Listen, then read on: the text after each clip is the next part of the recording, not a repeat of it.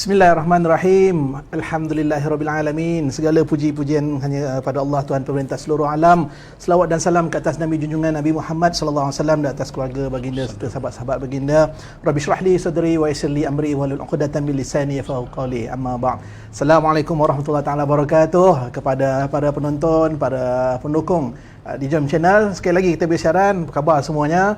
Dan ada beza sikit hari ni tuan-tuan dan puan, tengok keliling, tengok pandang-pandang hari ni. Ada beza. Alhamdulillah saya kembali ke dalam studio selepas PKPP dan sebagainya, ada kelonggaran-kelonggaran tertentu, kita ikut peraturan dan sebagainya, dan hari ni dapat bersiaran dalam studio kali ni.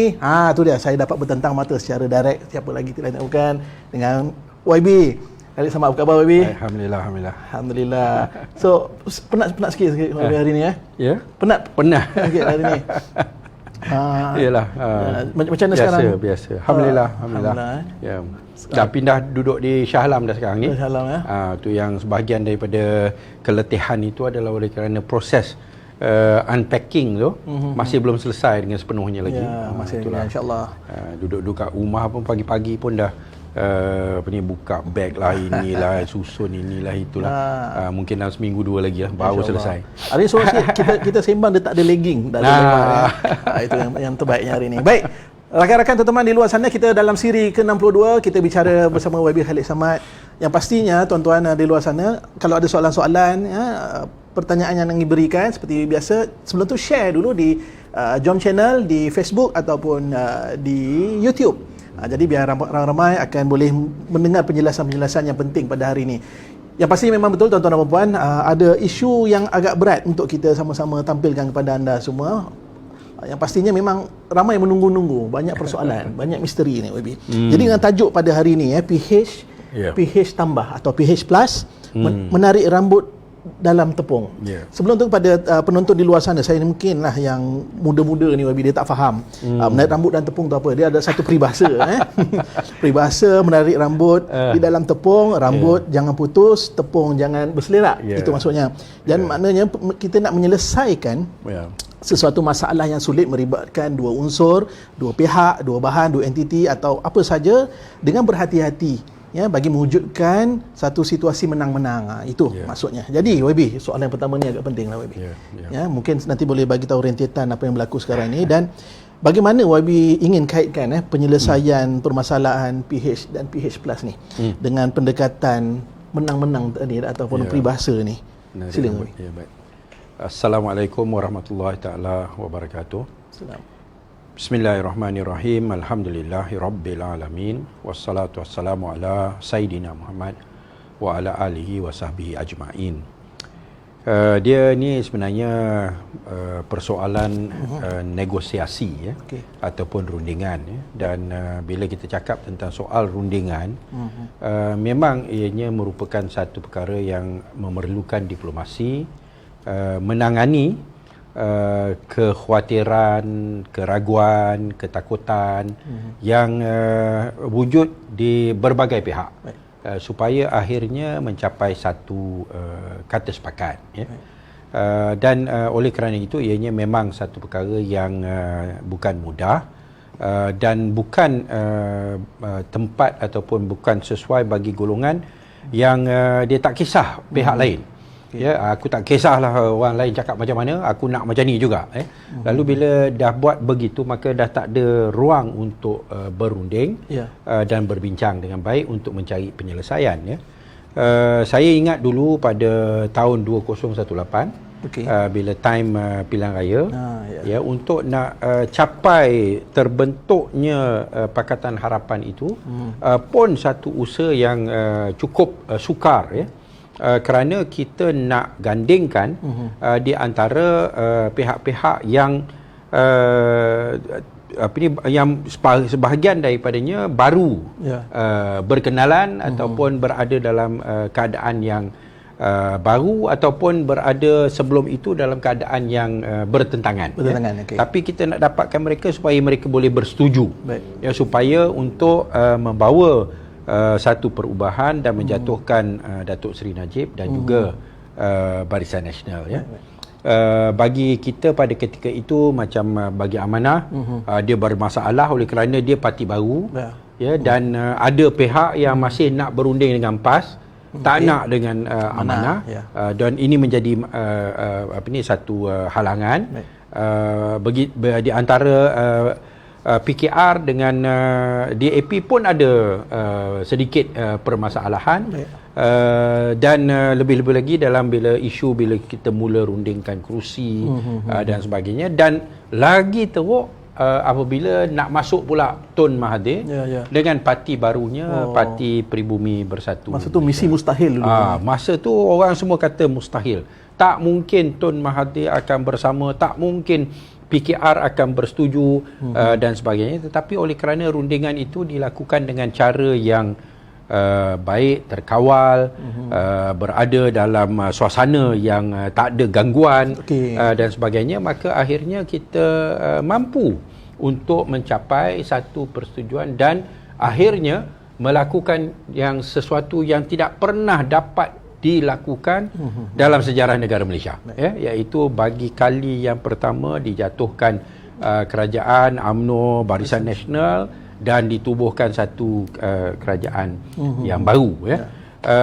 Kalau kita lihat dalam suasana sekarang ini, bila kita ada misi untuk nak mencapai kata sepakat, nak ada rundingan, nak ada perbincangan, kita melihat bahawa banyak gangguan daripada orang-orang yang bukan perundingnya, yang bukan yang terlibat dalam rundingan, dan netizen, media sosial dan sebagainya, yang memperhangatkan suasana, sedangkan apa yang kita nak ialah satu suasana yang aman, damai, dan semua memahami bahawa kita semua ada kepentingan yang bersama untuk kita capai bersama melalui kerjasama di antara PH dan Tun Dr. Mahathir dan juga Parti Warisan. Kita semua memahami yang pihak yang merunding itu bahawa kalau kita gagal, maka akhirnya yang akan seronok adalah Perikatan Nasional. Dan Muhyiddin Yassin, Azmin Ali akan menjadi orang yang paling seronok dan bertepuk tangan bila dia melihat kita ni tak boleh capai kata sepakat. Dan berdasarkan pada pengalaman saya, memang yang berunding itu memang dia nak satu kerjasama. Kalau kita lihat kenyataan yang dikeluarkan oleh Datuk Seri Anwar Ibrahim sendiri, dia mengatakan kita kena kukuhkan PH plus, kita kena kukuhkan PH, kita kena kukuhkan PH plus, penting bagi kita untuk dapatkan balik kerajaan dan semualah, yang semua dari segi itu kita sependapat dan kita bercakap senada. Yang Wabi sebut pasal gangguan tadi, saya suka kalau dibandingkan dulu masa rundingan untuk mendapatkan kerusi sebelum PRU dulu. Adakah masa itu pun gangguan tetap berlaku daripada kerajaan pemerintah ketika itu, Barisan Nasional, of course cuba untuk memecah belahkan, dan sekarang ini gangguan daripada Kerajaan Perikatan Nasional contohnya dengan mengadu domba atau mengapi-ngapikan. Jadi apa bezanya? Bezanya ialah gangguan tu kadang-kadang datangnya daripada orang-orang yang dilihat sebagai orang kita sendiri. Ini yang masalahnya. Lalu sehingga kita pun tak tahu apa sebenarnya pandangan satu-satu pihak. Sebagai contohlah, saya sebutkan bahawa Datuk Seri Anwar Ibrahim dalam kenyataan dia, dia kata kita nak capai persetujuan, kita nak usahakan rundingan ini dengan bersungguh-sungguh, nak cuba dapatkan kukuhkan Pakatan Harapan dan Pakatan Harapan Plus.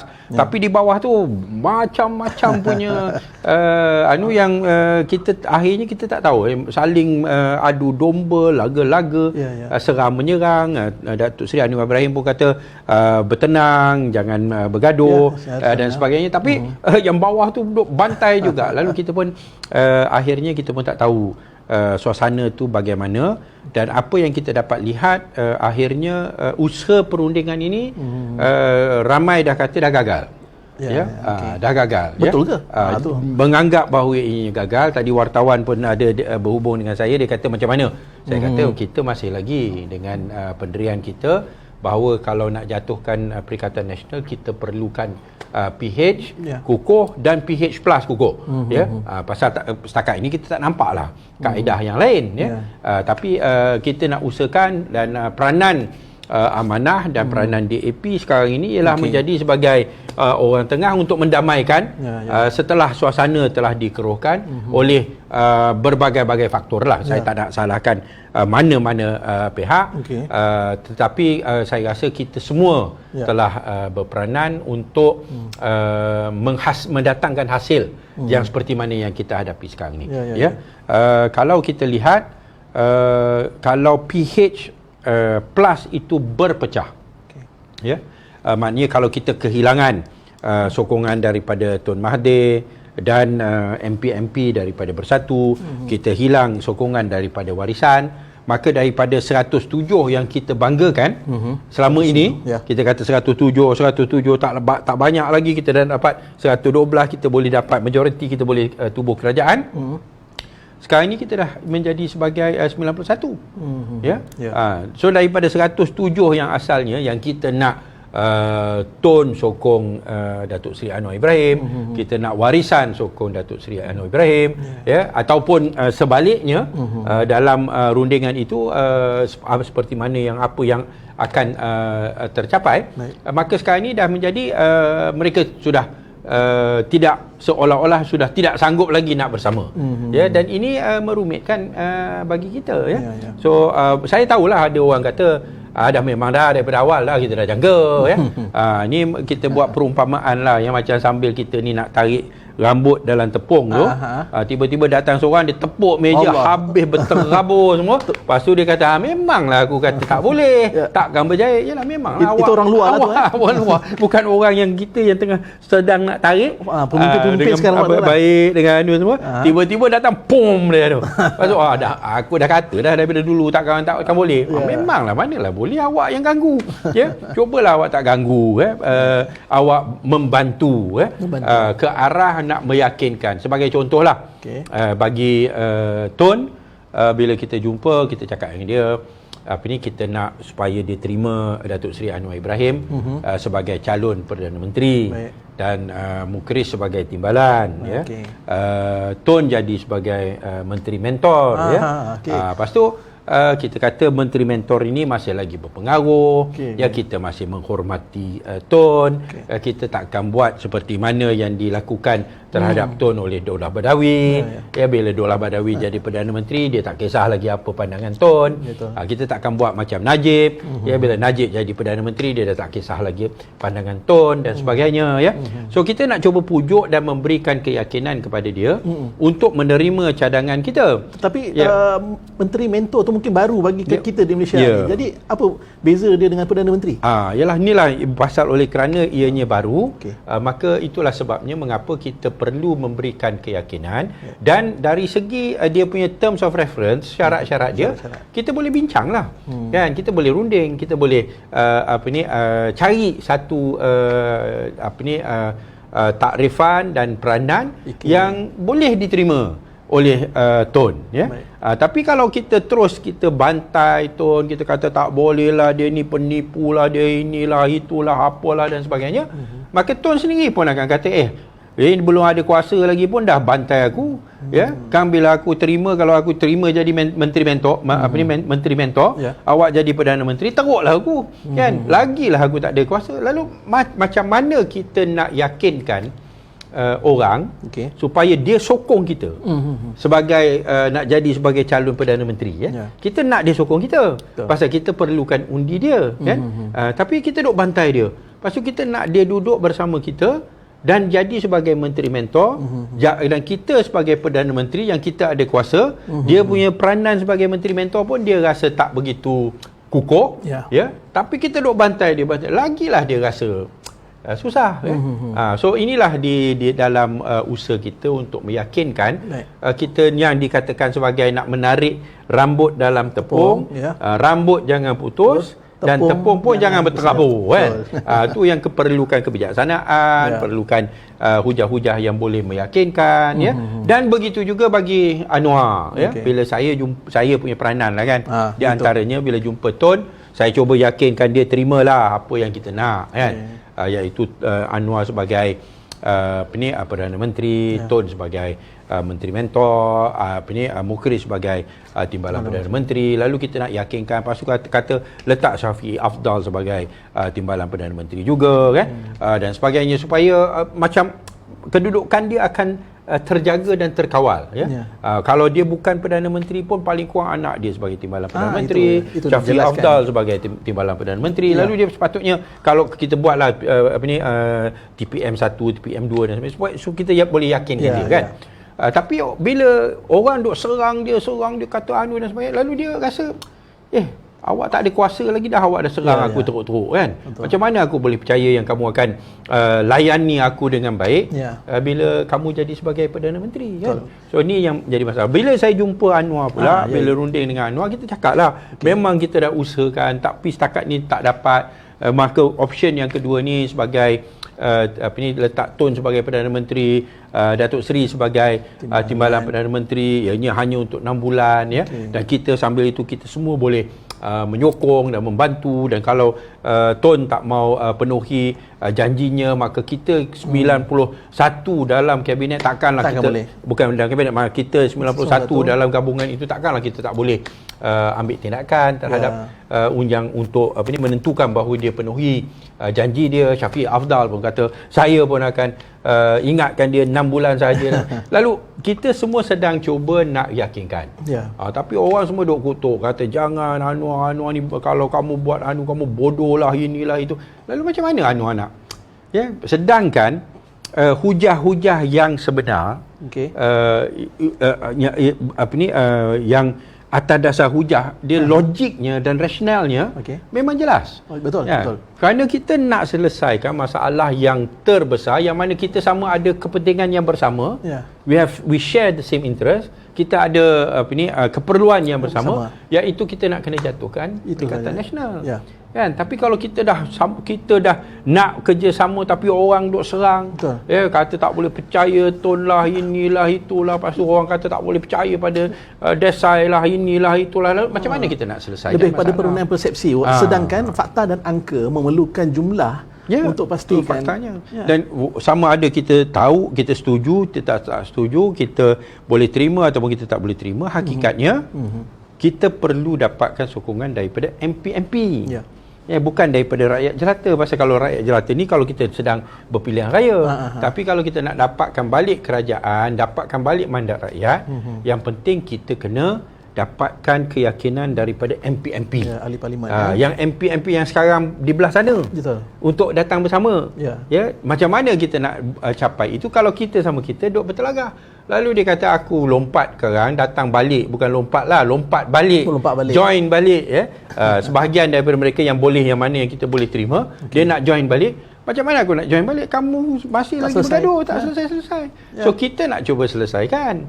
Tapi adalah orang yang sentiasa menambahkan dia punya cili dan dan sebagainya, bertelagah. So ini merupakan satu keadaan yang mana saya merasakan kalau ianya akhirnya tak berjaya, ianya bukan atas sebab perunding-perunding tak berusaha. Kita cuba berusaha untuk nak cari penyelesaian, tetapi malangnya ramai sangat yang campur tangan, dan dia tak kisah, dan memang dia nak gagalkan. Dan bila dia gagalkan, tanpa dia sedari, yang untung hanya Muhyiddin dan Azmin. Betul. Balik pada perunding lah tadi. Kita nampak YB ada sebut di antara Amanah dan juga DAP. Itulah memegang peranan dekat situ. Cuma soalan saya, dia ada kaitan dengan soalan yang ditanyakan oleh ni memang penyokong ataupun pendukung Jom Channel ni selalu berikan soalan daripada orang lama. Saya tahu pendirian Parti Amanah dan DAP bahawa tetap dengan pendirian untuk menyokong sepenuhnya Datuk Seri Anwar Ibrahim menjadi Perdana Menteri. Apakah Amanah dan DAP akan tetap mengikut jejak langkah PKR untuk tidak menyokong Tun Mahathir? Rentetan dengan soalan saya juga, Wabi. Kita jelas pilihan pertama, pilihan kedua itu yang digerakkan. Tapi seolah-olah Amanah Parti YB sekarang ini dilihat umpamanya menyebelahi ataupun side dalam kem Tun Mahathir kerana nak dapatkan jawatan balik sebagai menteri-menteri dalam kabinet Tun Mahathir. Jadi itu, adakah betul pandangan-pandangan itu? Yalah, ni saya rasa kita pun saya pun dah jelaskan bahawa bila kita nak kita nak manfaatkan TUN untuk nak dapat ahli parlimen tambahan untuk memungkinkan kita mendapat kerajaan, ya. Itu tujuan dia. Dan selepas 6 bulan ataupun tempoh yang dirunding dan dipersetujui, sekarang ni kita kata 6 bulan. Kalau dipersetujui, maka akhirnya dia akan serahkan, TUN akan serahkan pada Datuk Seri Anwar Ibrahim, ya. Maka ianya merupakan tujuan ialah untuk nak jadikan Anwar sebagai Perdana Menteri, tetapi melalui satu proses yang 2 langkah dan bukan selangkah. Dan sebab kenapa kita tak boleh buat selangkah ialah kerana kita tak dapat jumlah yang mencukupi, ya. Itu masalah dia. Kalau kiranya dia kata kita dibelah TUN, maka TUN nak, kalau boleh dia jadi Perdana Menteri sampai bila dia serahlah, ya. Bila dia nak serahlah, seperti mana yang hari itu yang pada 21 hari bulan Februari. Tapi di sini kita dah kata tak boleh, kita kena ada satu tempoh yang dipersetujui, satu tarikh yang kita tetapkan, ya, dan tak boleh kita leave it open ended, ya, biar kosong ataupun tak ditetapkan, dan serah kepada TUN saja, ya. Lalu kalau kita bersama apa yang dikatakan kita menyokong TUN, maka itulah kehendaknya, tapi di sini kita nak cuba cari satu formula yang dua-dua pihak boleh terima, ya. Bagi saya usaha untuk menjadikan TUN sebagai menteri mentor perlu dikaitkan ataupun disaingkan dengan satu sikap yang kita hormat dia, ya. Kalau kita nak supaya dia serahkan jawatan PM tu kepada Datuk Seri Anwar Ibrahim, maka kita kena berikan keyakinan pada dia bahawa bila dia bukan Perdana Menteri, dia hanya sekadar menteri mentor sekalipun, kita akan tetap mendengar hujah-hujah dan pandangannya, dan kita akan memberikan pertimbangan, bukan kita abaikan dia, ya. Barulah dia akan memikirkan okey, mungkin boleh diterima, ya. Tapi kalau kita daripada awal kita kata awak jangan jadi Perdana Menteri, awak ni teruk, awak ni tak guna, awak ni jahat, awak ni hanu dan sebagainya, lalu macam mana dia nak terima? Ya, tu yang saya katakan, bila proses perundingan ini, ianya mesti merupakan satu perundingan yang bertujuan untuk mendapatkan persetujuan, bukan kita nak hentak seseorang tu sampai dia akhirnya dia mengalah oleh kerana dah kena ketuk teruk sangat, bukan cara itu, ya. Dan kenyataan yang TUN keluarkan, yang dia tak nak jadi menteri mentor, dia pun sendiri kata dia tolak cadangan yang pertama. Ni pun saya rasa dia ni respon kepada yang PKR punya pendirian yang tegas, tak nak kan TUN, lalu dia pun respon, dia pun tak nak kan, pasal dia pun ada penyokong dia, ya, yang dia pun nak kena tunjuk dia pun tegas, ya. PKR nak tunjuk dia orang pun tegas, ya. Lalu semua nak tunjuk tegas, lalu akhirnya tak ada tercapai apa-apalah, melainkan perbalahan, ya. So bagi saya, kalau kita dengar apa yang TUN sebut, dia kata dia tak nak jadi menteri mentor oleh kerana bila dia bukan Perdana Menteri, orang tak dengar dia. Tapi saya rasa benda ni kita boleh perkukuhkan dalam soal terms of reference, jawatan menteri mentor yang baru, yang tak pernah diwujudkan lagi. Lalu untuk TUN kata bahawa berdasarkan pada pengalaman, tu hujah tu tak boleh diterima pasal tak ada pengalaman sebelum ini, ya. Dan untuk kita menentukan apa dia punya kedudukan dia sebagai menteri mentor, apa tugas-tugas dia, apa kuasa dia dan sebagainya.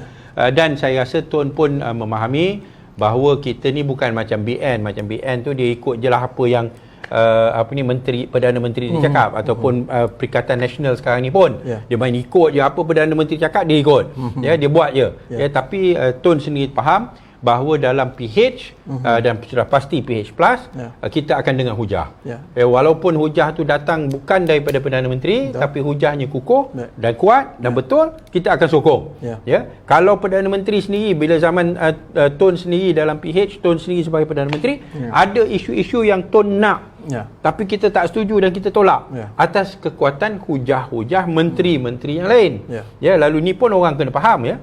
Mesyuarat kabinet yang diadakan pada zaman PH makan masa sehingga 4 jam. Oh, lama. Ya.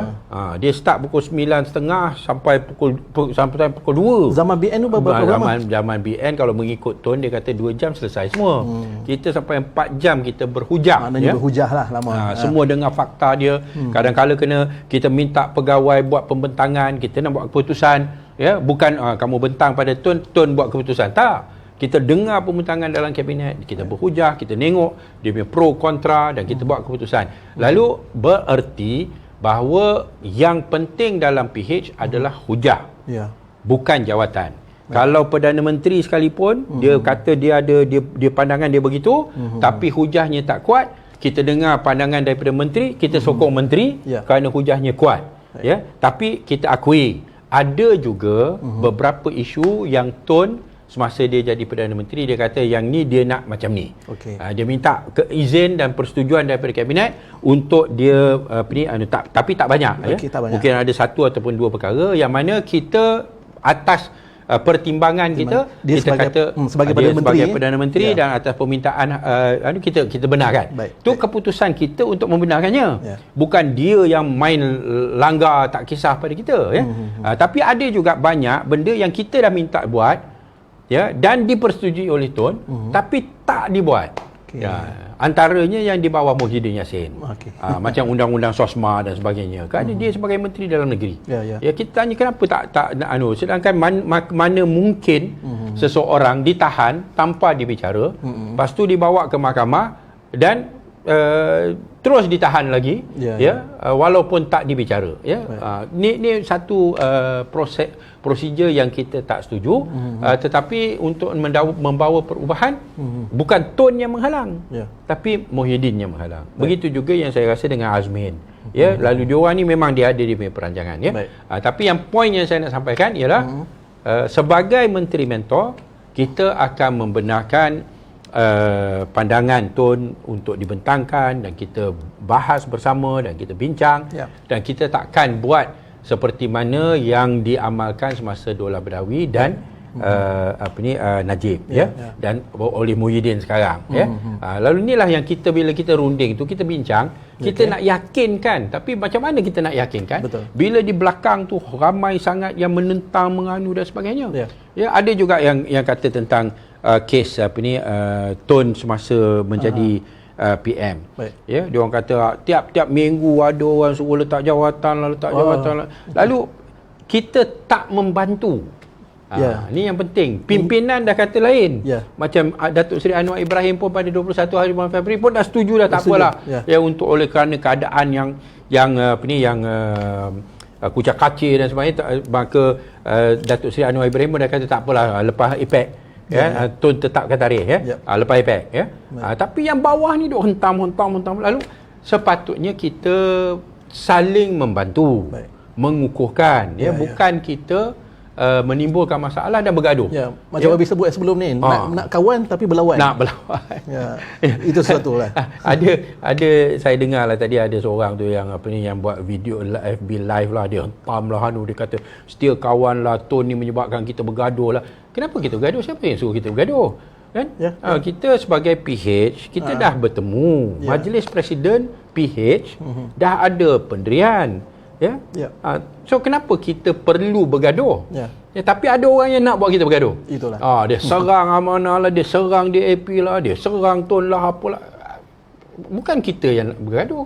Kamu yang usahakan untuk kita bergaduh. Itulah. Bukan Tun yang suruh kita bergaduh. Tun pun tak kacau. Dia kata PH yang nak buat keputusan, silakan. Saya punya pendirian begini. Tapi dia kata kita bergaduh. Siapa suruh kita bergaduh? Tak ada siapa yang suruh kita bergaduh. Nak salahkan Tun juga. Dan satu aspek ni, Wabi. Tadi ialah bila mana kata pergaduhan ataupun perbezaan pandangan disebabkan oleh masing-masing untuk mendapatkan sokongan antara satu sama lain. Berbalik pada sokongan inilah dalam sama ada warisan ataupun Wabi Syafiq Abdal bersama dengan Tun Mahathir, dan PH kita kenal kekal bersama dengan pandangan pendirian bersama Pakatan Harapan.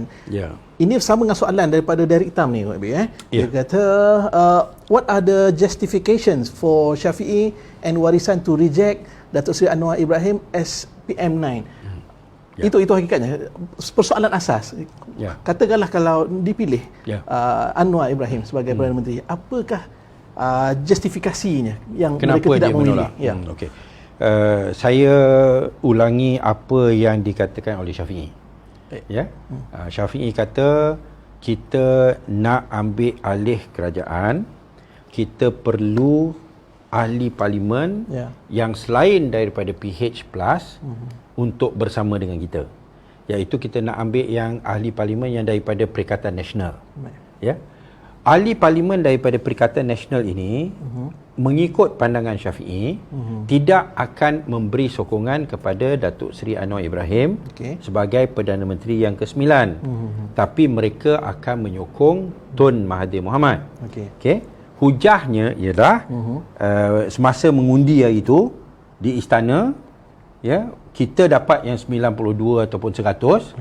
Tun pun dapat dalam 50 ataupun 60. Mana yang 50 atau 60 ni yang ada di Perikatan Nasional. Betul. Yang 100 ni ada yang pihak kita. Kan? Yang sekarang ni pun. So nak dapatkan yang 60, 50, 60 ini adalah orang-orang yang menyokong Tun semasa undi di istana tempoh hari. So teori Syafi'i ialah kita letakkan Tun dan diorang ni akan sokong. Dan kita ambil alih kerajaan. Lepas itu 6 bulan. Dalam tempoh 6 bulan ini Anwar kena berusaha untuk nak dapatkan sokongan daripada mereka terhadap dirinya juga. Selaku timbalan Perdana Menteri. Selaku timbalan Perdana Menteri. Ni teori dia lah. So bererti bukan Syafi'i dan warisan menolak Datuk Seri Anwar Ibrahim sebagai Perdana Menteri. Tetapi dia tak setuju bahawa kalau kita letak nama Anwar sebagai calon untuk PM9, maka yang berada di peringkat di Perikatan Nasional tu, yang undian tu takkan datang bersama kita. Tu hujah dia. Tapi lepas 6 bulan dia akan sokong. Kan? Pasal dia sendiri yang cadangkan. Dia sendiri yang cadangkan. Okey, Tun lepas 6 bulan Tun letak jawatan, Anwar jadi Perdana Menteri. Maknanya dia terimalah Anwar sebagai Perdana Menteri, tapi hanya dari segi kaedah, taktik dan strategi. Ada orang kata, ni banyak kali saya dah ulangi. Apa dia tu? Apa jaminan Tun akan letak jawatan dalam tempoh 6 bulan? Memanglah kita nak beri jaminan. Ni bukan soal macam beli peti ais. Hujah saya dengar. Yang nak dapat jaminan 5 tahun ke apa. Waranti. Ni tak ada waranti. Tapi kita itu adalah satu usaha yang memungkinkan Anwar menjadi Perdana Menteri lepas 6 bulan. Tapi saya tak boleh kata jamin janjilah apalah tu kan. Tapi kita akan usahakan. Dan kita akan usahakan Tun patuh dan memenuhi syarat itu juga. Tu Syafi'i pun akan usahakan. Tapi saya boleh jamin satu benda lah. Apa dia? Kalau kita tak buat ni dalam masa 6 bulan, Anwar tak jadi Perdana Menteri. Ni pasal sekarang ni kita tak tahu apa nak buat. Nak dapat kerajaan pun tak boleh. Pasal kita dah berbalah. So saya boleh jamin, kalau kita tak cari penyelesaian dalam tempoh 6 bulan ni, Anwar tak akan jadi Perdana Menteri. Adakah pihak yang menentang cadangan kaedah ini dan sebagainya boleh beri jaminan bahawa mereka menolak kaedah ini, Anwar akan jadi Perdana Menteri dalam masa 6 bulan? Tak ada kemungkinan.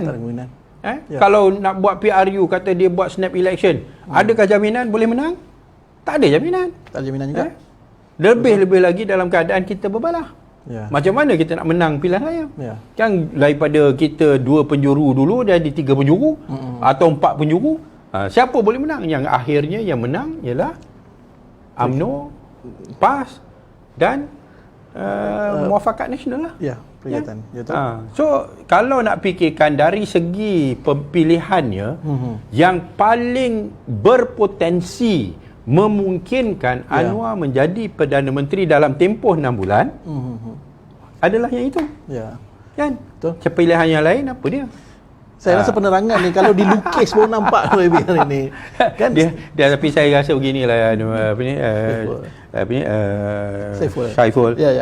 Macam mana pun kita lukis ke apa ke, dia orang ni takkan nampak. Pasal dia orang ni dah buat keputusan dia tak nak. Persepsi.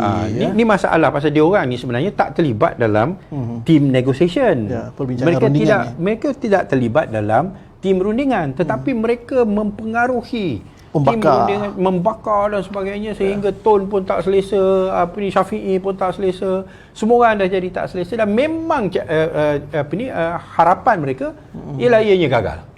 Lalu saya pun tak faham apa keuntungan mereka apabila ianya gagal. Pastinya pimpinan dah data-data ni very empirical. Ada orang kata pilihan inilah dia punya markahnya yang kita boleh dapatkan. Jadi sebenarnya itu yang dilalui. Saya haraplah, saya tak mau mempertikaikan keikhlasan kawan-kawan yang anu dan sebagainya, tapi cuba fikirlah apa yang kamu buat menguntungkan Muhyiddin dan Azmin. Dan saya betul-betul saya tak tahu apa yang nak tercapai dengan pecahnya Pakatan Harapan plus. Dan ada pula sekarang ni sampai Pakatan Harapan pun dia nak pecahkan. Lalu apa yang dia harapkan? Adakah dia menganggap bahawa dengan cara itu pasti Anwar akan dapat menjadi Perdana Menteri? Saya rasa kalau tanpa dukungan semua pihak, peluang untuk Datuk Seri Anwar Ibrahim menjadi sebagai Perdana Menteri adalah lebih sukar.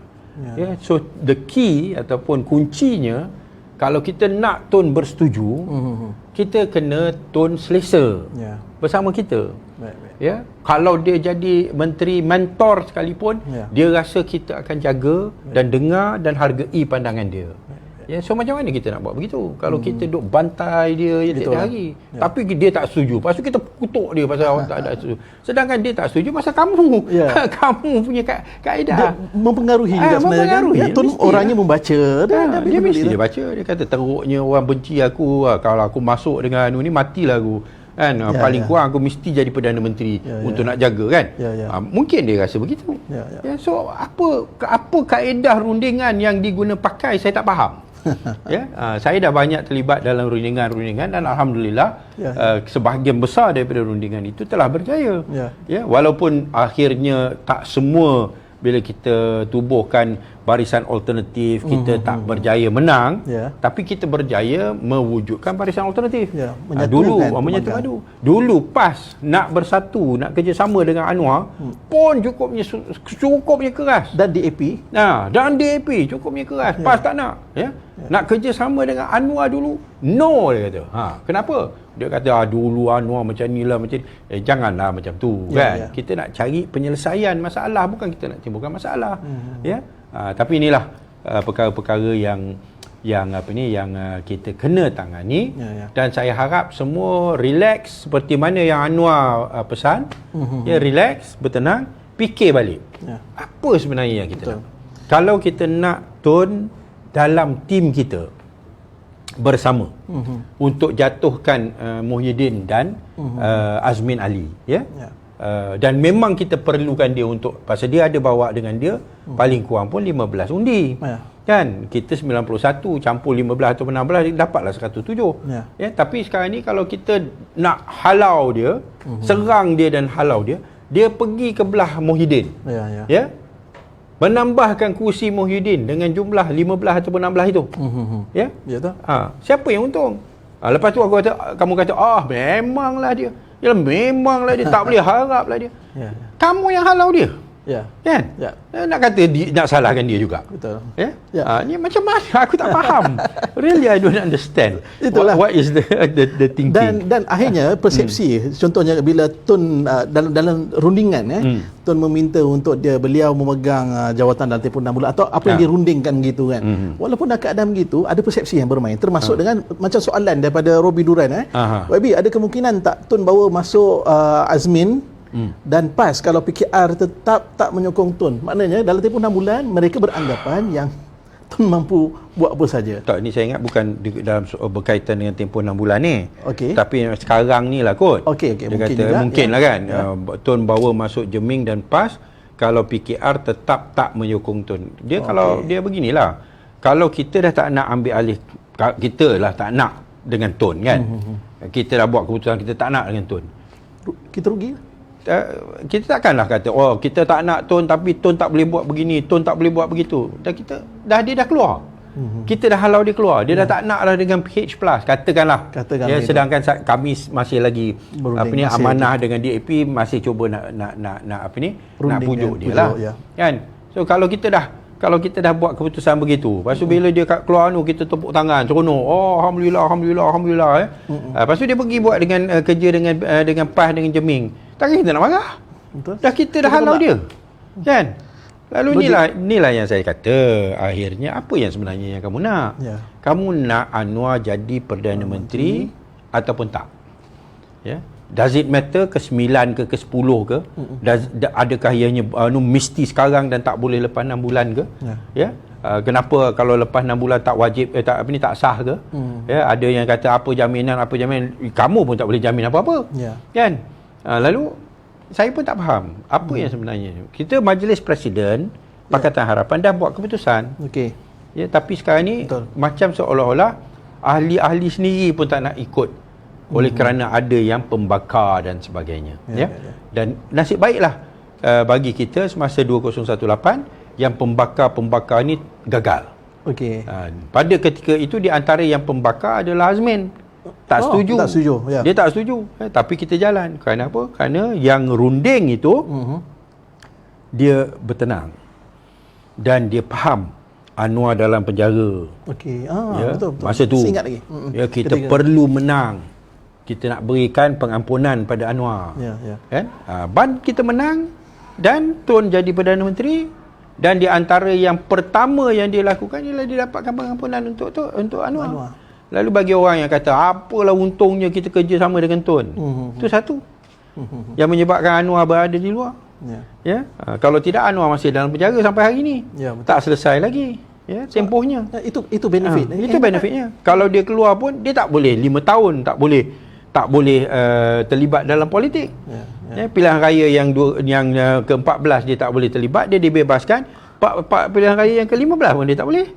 Pasal ada tempoh 5 tahun. Ya, so di antara keuntungan yang terbesar bila kita bekerjasama dan kita berjaya bekerjasama, Tun dapat apa yang dia nak, kita pun dapat apa yang kita nak, sebahagian. Ya, Tun pun dapat sebahagian. Ya, bukan semua dapat semua yang dia nak. Itulah yang dikatakan rundingan. Itu nama win-win situation. Itulah yang dikatakan win-win yang kita usahakan. Tapi ini bukan win-win, dia nak zero sum. Zero sum ni aku menang kamu kalah. Terus. Dah kalau aku menang kamu kalah, yang kamu yang kalah tu kenapa dia akan bersama dengan kita? Dan tak boleh menang juga. Dia tak boleh menang. Dan kita pun tak boleh menang. Satu pihak tak boleh menang. Kita menang sorak tapi kampung tergadai. Kita menang sorak semua tapi akhirnya negara tergadai. Ini satu persoalan penting lah. Ini pun saya tujukan juga kepada rakan-rakan di luar sana lah yang biasa untuk membakar keadaan ni. Dalam tempoh dari satu minggu ke satu minggu yang lain. Yang pastinya saya ambil naratif tarik rambut dari tepung ni lah. Rundingan berjalan. Kita faham. Dalam waktu yang sama kita tengok juga pengundi-pengundi muda. Kita tengok masyarakat Melayu luar bandar yang sebenarnya memberikan harapan lagi pada Pakatan Harapan untuk merundingkan benda ini dan dapat diselesaikan. Apabila menunggu dalam tempoh yang begitu lama tanpa sebarang kata perkembangan, dan akhirnya mereka sendiri mungkin dan penyokong sendiri mungkin akan beralih arah dalam keadaan yang begitu. Jadi bagaimanalah YB boleh nasihatkan sekali lah rakan-rakan di luar dan apa pendekatan boleh buat agar segera mendapat memenangkan hati-hati mereka-mereka ini bersama dengan Pakatan. Saya ingat kita pegang kepada pesanan pimpinan. Anwar Ibrahim suruh kukuhkan Pakatan Harapan. Kukuhkan Pakatan Harapan Plus. Mat Sabu pun suruh yang sama. Guan Eng pun suruh yang sama. Lalu kenapa dalam keadaan semua pimpinan memesan begitu, kita buat yang sebaliknya dan kita rasa kita yang betul. Sedangkan pimpinan semua, saya tak tahulah kalau ada lah yang kata Anwar cakap macam ni di depan kita tapi di belakang dia cakap sebaliknya. Saya tak percaya tu. Saya tak percaya tu. Saya merasakan bahawa ahli-ahli sendiri kena hormat pimpinan. Kena hormatlah pimpinan. Pimpinan dah pesan, dah buat FB live dah. Dia kata hentikan serangan sesama kita. Dia kata kukuhkan Pakatan Harapan dan Pakatan Harapan Plus. Tapi kita buat apa yang kita masih lagi Ya adalah yang individu-individu yang buat FB live lah. Dia cakap bercanggah dengan apa yang dipesan oleh Datuk Seri Anwar Ibrahim, tapi orang masih ikut dia. Masih ikut, ya. Itu yang aku heran. Lalu siapa yang presiden parti ni? Ya. Minta maaf lah, saya terpaksa tanya. Saya pun ikuti juga perbincangan saya itu. pun heran kata, apa ni, Anwar dah kata begini, tapi awak kata sebaliknya, tapi orang ikut awak, kenapa pula? So ni yang saya harap ahli-ahli kita biar bertenang bila kita bertindak mengikut kata sepakat yang dicapai dalam majlis presiden. Maka kita akan dapat mencapai matlamat yang kita anggap penting bersama. Tapi kalau majlis presiden dah buat satu keputusan tapi kita tak nak ikut, maka akhirnya kita jangan salahkan pimpinan.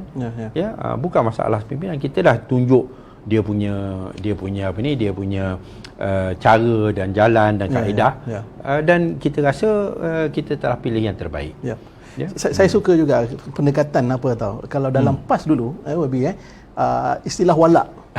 Tapi kalau dalam keadaan ini, walak yang bertempat adalah kita mengharapkan kepada penyokong dan pendukung agar menyerahkan segala urusan ini kepada kepimpinan untuk menyelesaikan dan agar mereka bertenang. Walak ini dah kena pada tempatnya kalau ikutkan dari segi istilah ataupun ketaatan agar perkara ini dapat diselesaikan di peringkat atasan. Dan begitu juga soalan-soalan yang diberikan, saya merasakan lebih kepada soalan-soalan berbentuk persepsi. Kalau tapi saya suka bacakan kat sini juga, sama ada respon atau tak, kita rungkaikan sekali. Contoh daripada Salam Umat, bimbang kalau lambat semua wakil rakyat pembangkang masuk lokap Sungai Buloh, dan perompak akan terlepas dari semua pertuduhan, masa tu tak akan boleh buat apa-apa dah. Dan soalan itu komen dia lah, soalan dia, YB, adakah mungkin ada gabungan lain yang dapat ditubuhkan selain PH untuk tumbangkan PN? Dan saya rangkumkan dulu daripada Puteri Nur Eli. Ada dua soalan. Mengambil kira perasaan Datuk Seri Anwar Ibrahim, mungkinkah lebih baik beliau jadi TPM di bawah siapa ni? Berbanding Tun. Dari bawah Tun. Di bawah Muhyiddin. Berbanding bawah Tun. Justru adakah kemungkinan PBBM diterima semula dalam PH tanpa Azmin? Kedua soalan dia, penyokong bising dengan pendapat masing-masing, itu normal, YB. Namun yang penting adalah semua MP yang diamanahkan untuk membuat keputusan, mereka inilah yang paling penting untuk tak berselisih. Teruskan. Itu rangkuman apa yang YB nak rangkumkan kat sini. Okey, tadi nak kena reverse balik soalan-soalan yang bimbang lambat, betul. Kita semua risau dan tidak mustahil ianya akan berlaku. Ada orang kata kalau kita lantik Tun sebagai PM dalam masa 6 bulan, tak sampai 6 bulan dia akan lock up Anwar. Ada pandang begitu. Tapi ni kalau Muhyiddin PM, takkan kita rasa Muhyiddin takkan lock up Anwar. Baik sangat ke Muhyiddin dengan Azmin tak ada Anwar? Sedangkan Tun Mahathir tim kita. Dan kalau kita rasa kita takut sangatlah kita tentukanlah di antara syarat-syarat bila kita dia jadi sebagai Perdana Menteri, Anwar sebagai timbalan Perdana Menteri, AG tu pendakwa peguam negara, orang yang Anwar lantik ataupun Anwar setuju.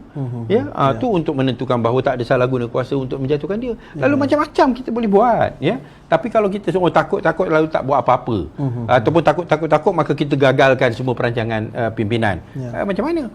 Ini kata ada kemungkinan, betul, semua pimpinan yang mana masuk Sungai Buloh kena tangkap dan sebagainya, tahan bawah SOSMA ke apa ke, dan perompak akan dibebaskan.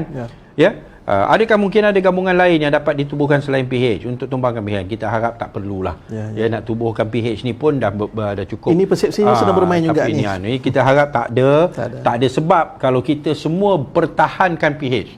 Tapi kalau PH pecah, ataupun PH plus pecah ataupun PH pecah, maka orang tak ada pilihan lain lah. Terpaksalah buat gabungan baru. Dalam keadaan kita nak buat gabungan baru tu, nak runding dia bubarkan parlimen. Dia buat pilihan raya. Lagi sakit kita. Lalu orang fikir dia kuat, dia boleh menang dan sebagainya. Itu terpulanglah masing-masing lah kan. Dengan andaian masing-masing lah. Tapi hakikatnya nak menang pilihan raya, lawan dengan kerajaan, pengalaman kita berbelas pilihan raya, kita baru menang yang terakhir. Itu pun lepas menang jatuh balik. Malangnya. Okey, ada yang soalan daripada Puteri Nur Ali, mengambil kira perasaan Desai, adakah lebih bawah Muhyiddin? Okey, ni Muhyiddin ni baik sangat ke dia? Ya. Lalu saya pun lihat dia di antara yang punca. Orang kata tak boleh Tun pasal Tun punca jatuhnya PH. Muhyiddin bukan. Ya. Lalu saya pun tak faham. Perasaan terhadap Tun ialah betul lah tu dan sebagainya, tapi paling kurang kita kena akui Tun committed kepada soal nak jatuhkan Najib dan nak bersihkan Malaysia daripada kleptokrat. Betul nampak situ. Dan Muhyiddin yang dia buat sekarang ni sampai nak sogok ahli parlimen dengan jawatan dan sebagainya, kamu boleh terima ke? Ya. Lalu inilah saya rasa, saya tak tahulah. Sogok jawatan satu, yang kedua kes-kes yang anu dan sebagainya.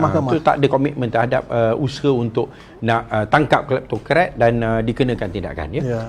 Tapi kalau ni perasaan Desai, terpulanglah pada Desai kan. Kalau dia rasa itulah yang dia lagi selesa, dia boleh kerja bawah Muhyiddin walaupun Muhyiddin ni pengkhianat dan sebagainya. Tapi orang akan bertikai lah, kenapa kamu boleh duduk bawah Muhyiddin sedangkan paling kurang Tun tak lari, Muhyiddin lari. Ya, Muhyiddin sogok ahli parlimen. Ya, Muhyiddin beli sokongan. Muhyiddin bebaskan kleptokrat. Lalu apa yang kita perjuangkan selama ini? Kalau kita boleh sokong Muhyiddin sebagai PM. Ya, saya tak tahulah, tapi itu pilihan kalau itulah yang diinginkan, maka kena nyatakanlah, biarlah PKR nyatakan dengan kita tak nak dah dengan PH, kita nak bersama dengan PN. Tapi saya yakin tidak. InsyaAllah, ya. Penyokong bising biasa betul, tapi benda ni kadang-kadang ianya semua manusia ada perasaan. Ya, kalau kita punya penyokong kata maki hamun dan sebagainya, saya minta amanah, ya, ahli-ahli amanah, jangan terikut-ikut. Ya, kita anggap bahawa soal akhlak adalah paksi dan tulang belakang dalam perjuangan kita, ya. Ada dalam lagu tu, akhlak terpuji walau di medan juang. Akhlak terpuji walau di medan juang, ya. Dan kalau kita nak ikutkan kata-kata ulama yang muktabar lah, ya, bukan ulama yang jual agama, ya. Dia kata ad-dinu kulluhu khuluq. Agama ni keseluruhannya adalah persoalan akhlak, ya. Faman faqaqa fi khuluq faqaqa fid din. Sesiapa yang mengatasi kamu dalam soal akhlak, mengatasi kamu dalam soal agama, ya. Ini akhlak tu adalah ukuran kepada agama kita, ya. Lalu biarlah kita tunjuk akhlak kita yang baik. Janganlah kita pun maki hamun, mencarut, mencaci dan sebagainya dalam FB, dalam WhatsApp dan sebagainya, ya. Ini perkembangan baru hari ni, perjumpaan di antara penasihat umum amanah, Ustaz Ahmad Awang dan Ustaz Ghani Samsudin bertemu dengan Datuk Seri Anwar Ibrahim. Apa perkembangan dia yang kita sampaikan? Tak tahu saya. tak dapat apa-apa maklumat, tetapi saya yakin Ustaz Ahmad Awang dan Ustaz Ghani Samsudin akan memberikan nasihat berdasarkan ajaran-ajaran Islam, yang mana di antaranya lah, kalau nak fikirkan, ialah soal khaufud dararain, ya, memilih di antara yang kurang mudarat daripada dua mudarat, ya, dan sebagainya lah. Tapi memang kita nak Anwar sebagai Perdana Menteri. Perjuangan kita bersama Anwar dah berpuluh tahun, tapi hanya bila dicadangkan mungkin untuk pertimbangkan option 2, ianya sebagai jalan untuk Anwar menjadi Perdana Menteri. Itulah hujah kita, bukan kita khianati Anwar Ibrahim. Baik, YB, ini kita ada masa sikit lagi. Kita nak melayani beberapa soalan-soalan dengan pantas. Daripada Mawar Biru Berduri, salam YB. Apa pendapat YB kalau yang menyokong Tun M itu adalah mereka yang melompat dulu? YB tak perasan ke yang melompat tu cuma nak selamatkan diri? Dia melompat tu tak tahulah untuk nak selamatkan diri ataupun mereka melompat oleh kerana mereka dimaklumkan bahawa Tun nak dijatuhkan. Lalu bila dia kata Tun nak dijatuhkan, maka kita keluar daripada PH, ya, dan selepas itu Tun akan bersama. So dia di antara sebab-sebab yang dia orang lompat. Okey. Ya, itulah di antara sebab kenapa orang seperti Datuk Syahrudin akhirnya dia rasa dia tertipu tapi dia tak berani nak patah balik. Ya. Tapi dia letak jawatan sebagai timbalan menteri. Ya, sebagai penyataan dia terhadap penipuan yang telah berlaku. Dan dia rasa bahawa masa depan Bersatu akan terancam kalau terus bersama dengan Perikatan Nasional. Ya. So soal yang diorang ni kalau diorang nak lompat balik kerana dia nak sokong Tun supaya kita dapat balik kerajaan dan sebagainya, paling kurang mungkin atas sebab dia tak selesa dengan Muhyiddin yang bekerjasama dengan Najib. Ya. Sedangkan dulu di antara mandat yang kita perolehi ialah untuk nak tentukan bahawa kleptokrat dipenjarakan. Kan? Dibicarakan dan dipenjarakan. Ya. So inilah terpulanglah kita boleh fikirlah. Ya.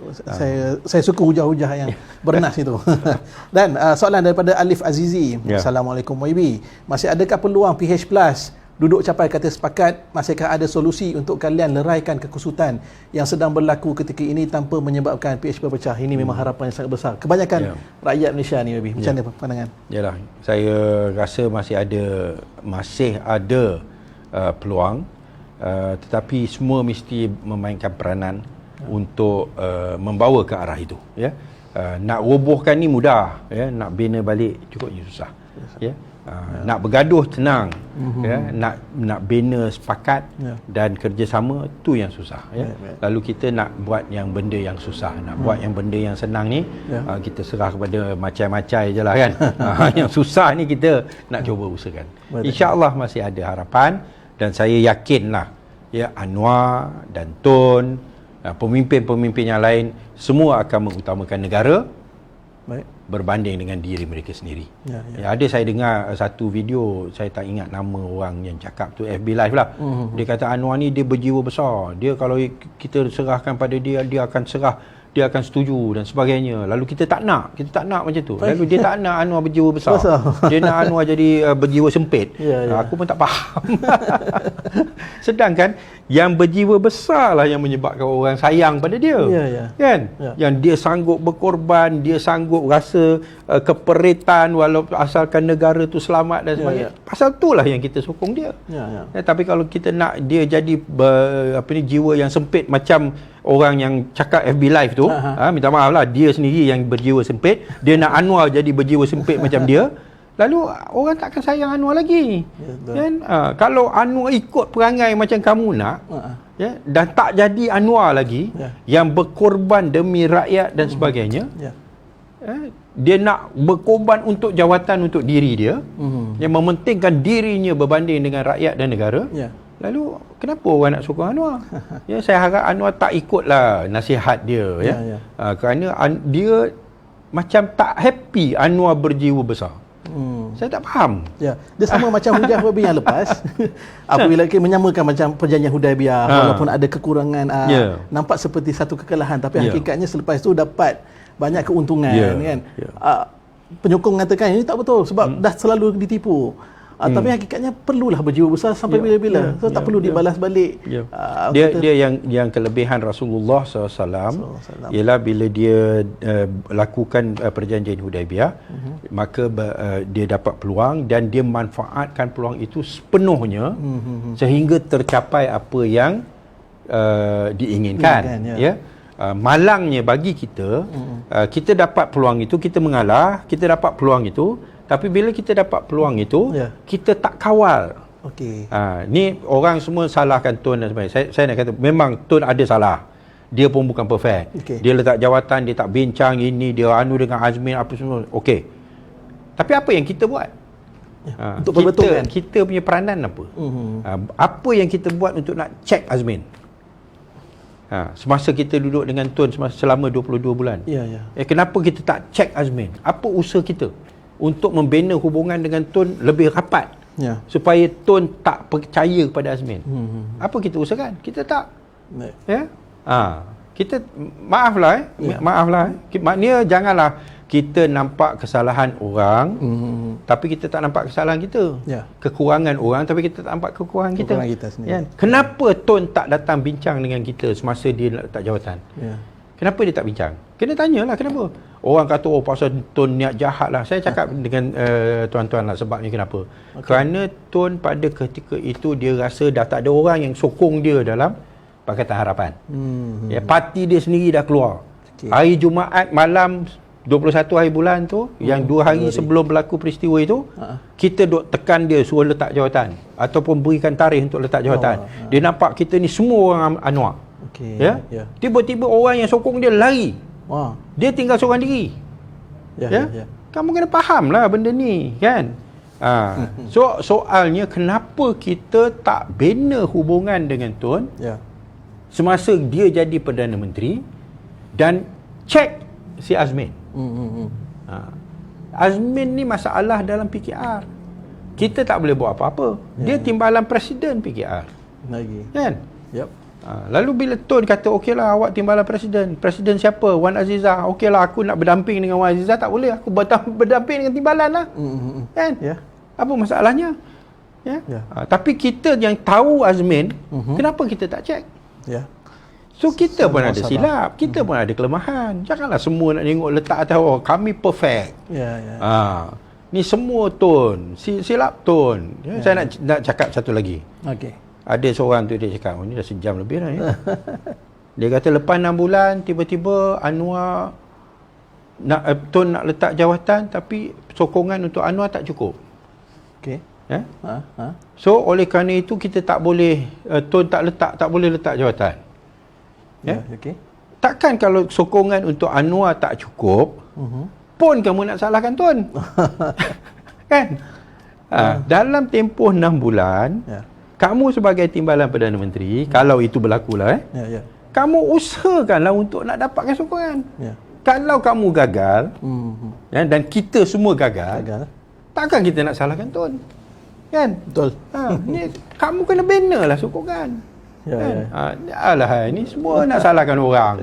Cubalah tengok pada diri kita sendiri. Kita pun ada banyak kelemahan. Betul. Maaflah ya. Maaf. dan mungkin ada, ini poin yang paling akhir kalau ada nak sebut sebelum kita nak conclude dengan kat sini. Ada apa lagi pandangan? Saya rasa itu je lah. Itu pun dah sejam lebih dah. Baik, saya sebagai moderator lah mungkin kita melihatkan bahawa banyak organisasi kalau runtuh ataupun dari kerjasama tidak berlaku apabila ada keegoan. Mungkin YB tak sebut ego, YB sebut dari ketegasan gitu.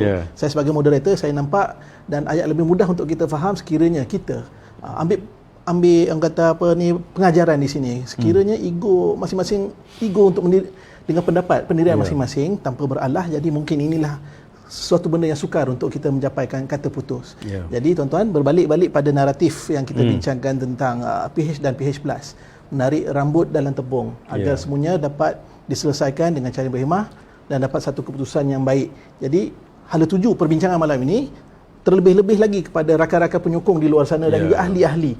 YB pun jelaskan di sini kepada ahli amanah terutamanya dan juga penyokong-penyokong Pakatan Harapan yang lain agar bertenang seketika.